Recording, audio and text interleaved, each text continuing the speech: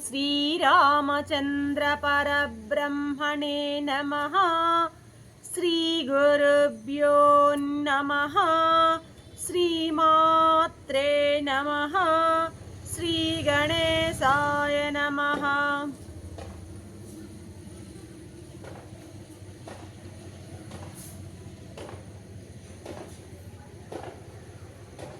ప్రియాత్మ బంధువులారా, యోగ వాసిష్టం ఉత్పత్తి ప్రకరణము 146వ భాగం.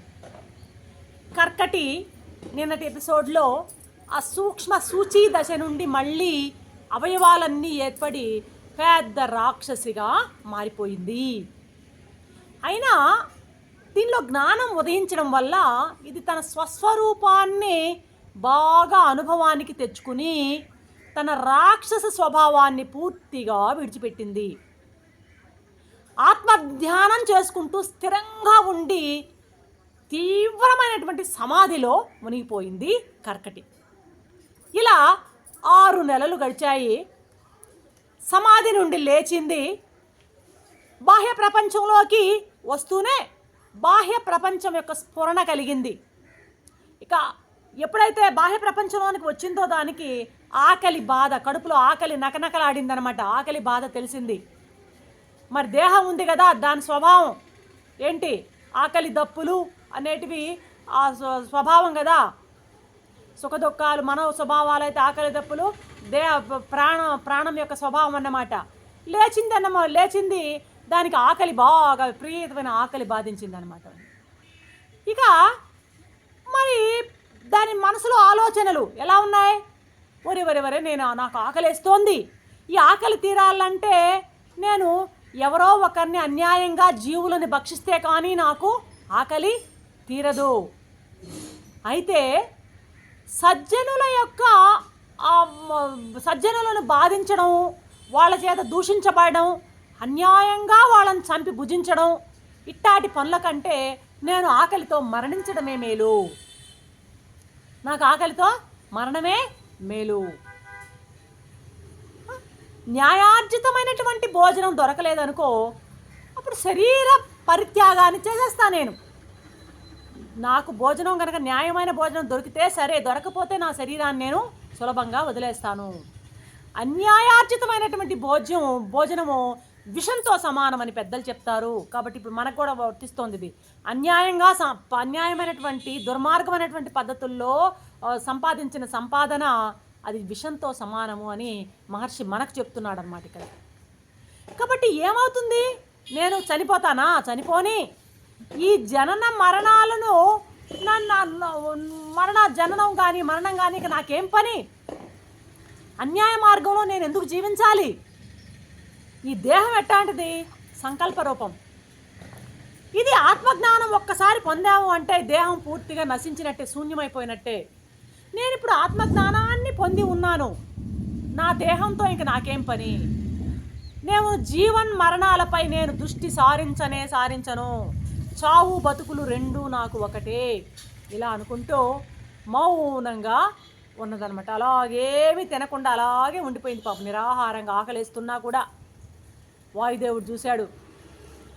అరే, ఇది పాపం తన రాక్షస స్వభావాన్ని పూర్తిగా త్యజించింది. ఎంత సంతోషంగా ఉంది! ఇంతలా రాక్షసి దాని రాక్షస స్వభావాన్ని పూర్తిగా పోగొట్టుకుంది అనుకుని దీనికి మేలు చేయాలి అన్నటువంటి ఉద్దేశంతో ఆకాశవాణి రూపంలో కర్కటితో ఇట్లా అంటున్నాడు. బిడ్డా కర్కటి, నీవు వితరణశీలిత్వం ఉందే, చాలా గొప్పగా ఉంది. నువ్వు చాలా వితరణశీలివి అయ్యావమ్మా. ఇప్పుడు నీకు ఉత్తమమైనటువంటి జ్ఞానం సంప్రాప్తించింది. జ్ఞానివైపోయావు నీవు. నువ్వు ఇప్పుడు జ్ఞానివై ఆత్మజ్ఞానుల లిస్టులో చేరిపోయావు నువ్వు. ఎప్పుడైనా కూడా ఆత్మజ్ఞుల యొక్క ఏం చేస్తారు? వాళ్ళ బాధ్యత తమ బోధలతో చర్యలతో భూమిని పవిత్రం చేస్తారు. ఎవరైతే ఆత్మజ్ఞానాన్ని పొందుతారో, ఆత్మని గురించి బాగా దర్శనం చేస్తారో, వాళ్ళు తాను పొందినటువంటి జ్ఞానాన్ని తనలోనే ఉంచుకోరు. దాన్ని సమాజం కొరకు దాన్ని వాళ్ళు వినియోగిస్తూ సమాజాన్ని, భూమిని పవిత్రం చేస్తూ ఉంటారు. కాబట్టి కర్కటి, నీవు జ్ఞానం కొరకు ఎవరైతే నిన్ను ఆశ్రయిస్తారో అటువంటి వారికి నీవు సమర్థురాలువు కాబట్టి, ఆత్మజ్ఞానాన్ని పొంది ఉన్నావు కాబట్టి, ఆ జ్ఞానాన్ని నిన్ను ఎవరైతే ఆశ్రయిస్తారో వాళ్ళకి ఆ జ్ఞానోపదేశం చెయ్యమ్మా. మూర్ఖులని, మూఢులని, అజ్ఞానులని తరింపజేయడమే మహాత్ముల యొక్క స్వభావము. గుర్తుంచుకో. నీవు ఇప్పుడు మహాత్ముల కోవలో ఉన్నావు కాబట్టి నీ బాధ్యత ఏంటి అంటే అల్పజ్ఞులను, విఘ్నత లేని వారిని, జ్ఞానం లేని వారిని జ్ఞానవంతులుగా చేసేటువంటి బాధ్యత నీవు తీసుకో. అయితే నేను ఇంకొక మాట చెప్తున్నా, నీవు బోధ చేస్తున్నా సరే ఎవరైతే ఆ జ్ఞానాన్ని పొందడో అటువంటి వాడు వినాశానికే పుట్టినవాడు. అంటే చూడండి, నీవు జ్ఞానబోధ చేసినా ఆ జ్ఞానాన్ని అందుకునే స్థితిలో లేనట్లయితే, ఆ జ్ఞానాన్ని స్వీకరించ సిద్ధంగా లేని వాడైతే వాడు నాశనానికి పుట్టినోడే. అటువంటి వాడు నీకు ఆహారం అవుతాడు. చూడు, నువ్వు జ్ఞానబోధ చెయ్యి, ఆ జ్ఞానబోధను స్వీకరించిన వాడు ఎవడైతే నీకు తటస్థపడతాడో వాడిని నువ్వు తినేసేయి. ఎందుకంటావా, ఇంద్రియ విషయాల పట్ల పూర్తిగా అదే ధ్యాస కలిగినటువంటి అల్పజీవులు తారసపడినప్పుడు అటువంటి వారు నీకు ఆహారం కావడానికి ఉత్పన్నమైన వారు అని భావించు. అంటే భోగలాలసతో భౌతికమైనటువంటి జీవనంలోనే ఉండేటువంటి వాళ్ళు నీకు ఆహారానికి సరి అయిన వారు అని చెప్తున్నాడు వాయుదేవుడు అనమాట. అటువంటి వారిని నీవు న్యాయంగా లభించిన ఆహారంలాగా స్వీకరించు. భగవంతుడు న్యాయబద్ధంగా నాకు ఇచ్చిన ఆహారం ఇది, ఎందుకంటే మూర్ఖుడు, వీడు ఆత్మజ్ఞానం లేదు, వీడు దేహేంద్రియాలతోనే వాడి యొక్క భోగలాలస్తోనే వాడి జీవితాన్ని వాడు సాగిస్తున్నాడు అనుకున్నట్లయితే అటువంటి వాళ్ళు న్యాయంగా నీకు ఆహారంగా లభించేవాళ్ళుగా నువ్వు స్వీకరించు. అటువంటి వాడిని భుజించడంలో దోషమేమీ లేదని నా అభిప్రాయము వాయుదేవుడే చెప్తున్నాడు అనమాట. కాబట్టి నువ్వు ఆ విధంగా ప్రవర్తించు అని అన్నాడు వాయుదేవుడు. ఆ మాటలు విన్నటువంటి కర్కటి అయ్యా ధన్యురాల్ని అనుకుంది. సరే నిజమే వాయుదేవుని మాటలు నేను స్వీకరిస్తున్నాను అనుకుని మెల్లగా కొండ దిగింది. అలాగా నడిచి నడిచి నడిచి వస్తూ ఉంది. ఒక కిరాత రాజ్యం అనేటువంటి రాజ్యాన్ని చేరిందనమాట. ఇది ఇంతలో రాత్రి అయిపోయింది. దట్టమైనటువంటి చీకట్లు కలుపుకున్నాయి. ఆ చీకట్లలో ఆ సమయంలో ఆ దేశాన్ని ఏలేటువంటి రాజు పేరు విక్రముడు అనమాట. అతను తన మంత్రితో సహా ఆ రాత్రి ఇద్దరు కూడాను అలా ధైర్యంగా అడవిలోకి వచ్చారు. ఎందుకు అడవిలో వస్తున్నారంటే ఏమైనా క్రూర మృగాలు లేదా బేతాళాది దుష్టజీవులు ఇవన్నీ ఏమన్నా వచ్చి ఆ రాజ్యంలో ప్రజలకి ఇబ్బంది కలిగిస్తాయేమోనని వాటి నుంచి ప్రజలను రక్షించడానికి గాను అలా అర్ధరాత్రి వేళ ఈ అరణ్యంలో వీళ్ళిద్దరు తిరుగుతూ ఉన్నారన్నమాట. మన కర్కటి వారిద్దరిని దూరం నుంచే చూసిందనమాట. అరేరే, వీళ్ళెవరో ఆత్మజ్ఞానం లేని మూడుల్లా ఉన్నారు, వీళ్ళకి దేహభావమే ఉన్నట్టుంది, ఆత్మజ్ఞుడు కాని వానికి జీవితం కంటే మరణం మేలు. మహర్షి చెప్తున్నాడు ఇక్కడ, ఆత్మజ్ఞానం పొందని వాడికి జీవించడం కంటే మరణమే మేలు. కర్కటి కాదు, మహర్షి చెప్తున్నాడు ఇక్కడ. అర్థమవుతుందా? ఆత్మజ్ఞానహీనులైనటువంటి మూడులోనే హింసా స్వభావం గల ప్రాణులకు ఆహారంగా విధాత విధించాడు. వాయుదేవుడు చెప్పాడు కదా, ఇటువంటి ఆత్మజ్ఞానం లేని మూడులు ఎలాంటి వాళ్ళంటే హింసా ప్రవృత్తి కలిగినటువంటి ప్రాణులకు ఆహారం అట. వీళ్ళు బ్రహ్మదేవుడే నిర్ణయించాడు, ఏం పాపం లేదు, వీళ్ళని హాయిగా భుజించవచ్చు. అయితే మళ్ళీ దాని విఘ్నత ఉంది కాబట్టి ఆలోచిస్తోంది, వీరు జ్ఞానులా అజ్ఞానులా అని తెలుసుకోవడం ఎలా? వీళ్ళని చూస్తూ ఉంటే రూపురేఖలను బట్టి వీళ్ళు జ్ఞానులా అజ్ఞానులా అని నేను చెప్పలేను. కాబట్టి ఒక పని చేస్తా, వీళ్ళని బాగా పరీక్షిస్తాను.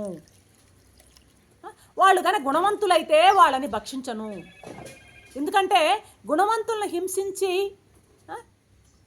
హింసించడం అనేది చాలా పొరపాటు. కాబట్టి సుఖాన్ని, ఆయుష్ను, కీర్తిని కోరేవారు గుణవంతులు. కాబట్టి వాళ్ళు గుణవంతులను ఎప్పుడు పూజించాలి కానీ వాళ్ళని హింసించకూడదు. నేను చావనైనా చస్తాను కానీ గుణవంతుల జోలికి పోను, వాళ్ళని చంపను. ఇంకా చెప్పాలంటే ప్రాణాలు అర్పించైనా సరే గుణవంతుల్ని రక్షిస్తా నేను. ఎందుకంటే గుణవంతుల సాంగత్యం వలన మరణం కూడా సుఖంగా ఉంటుంది. ఇక్కడ మహర్షి చెప్పే మాట ఇది అనమాట. గుణవంతులతో సత్సాంగత్యం చేసినందువలన ఏం లభిస్తుంది అంటే మరణం కూడా సుఖవంతంగా ఉంటుందట. సత్సాంగత్యం యొక్క ఇంపార్టెన్స్ని ఇక్కడ చెప్తున్నాడు మహర్షి. కాబట్టి ఉదార గుణ సంపన్నులైనటువంటి మహానుభావులు భూతలంపై ఎలాంటి వాళ్ళంటే చంద్రులు లాంటి వాళ్ళు, ఉదారమైనటువంటి గుణసంపన్నులైనటువంటి మహానుభావులు. అటువంటి వారి సాంగత్యం సర్వులకు చల్లదనాన్ని చంద్రుల లాంటి వాళ్ళు కాబట్టి చల్లదనాన్ని చేకూరుస్తుంది. చంద్రుల లాంటి వాళ్ళు సర్వులకు చల్లదనాన్ని చేకూరుస్తుంది వాళ్ళ యొక్క సాంగత్యం. అంటే సత్సాంగత్యం యొక్క గొప్పదనాన్ని మరొక్కసారి చెప్తున్నాడు మహర్షి ఇక్కడ. అందువల్ల వీళ్ళు ఎంత మాత్రం గుణవంతులో వీళ్ళని ప్రశ్నలతో ప్రశ్నించి పరీక్షిస్తాను. ఎదుటి వ్యక్తి గుణవంతుడో కాదో ముందు చక్కగా పరీక్షించాలి. ముందు పరీక్షించి తనకంటే గుణహీనుడు అని స్పష్టమైతేనే వాడిని దండించాలి. తనకంటే అధిక గుణసంపన్నుడైతే వాళ్ళ జోలికి వెళ్ళరాదు, వాళ్ళని దండించరాదు అని తనలో తాను ఆత్మావలోకనం చేసుకుంటూ ఆలోచన చేస్తూ ఉంది కర్కటి. రేపటి ఎపిసోడ్లో ఏం చేస్తుందో చూద్దాం. అంతవరకు సెలవు. సర్వం శ్రీరామచంద్ర చరణారవింద అర్పణం. ఓం